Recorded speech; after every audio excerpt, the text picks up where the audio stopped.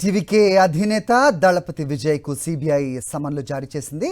కరూర్ తొక్కిసలాట ఘటన కేసులో రేపు విచారణకు హాజరు కావాలని ఆదేశాలు ఇచ్చింది. కరూర్ తొక్కిసలాట ఘటనపై దర్యాప్తు చేస్తున్న సిబిఐ ఇప్పటికే 2 సార్లు విజయ్ను ప్రశ్నించింది.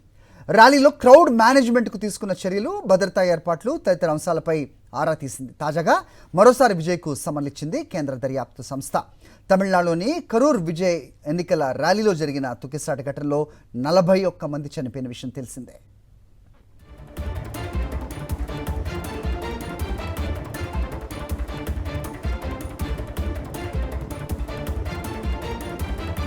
తమిళనాడు రాజకీయాల్లో ఒక హాట్ టాపిక్గా మారిన కరూర్ తొక్కిసలాట అంశంపై టీవీకే అధినేత దళపతి విజయ్కు సిబిఐ సమన్లు జారీ చేసింది. కరూర్ తొక్కిసలాట ఘటన కేసులో రేపు విచారణకు హాజరు కావాలని ఆదేశాలు ఇచ్చింది.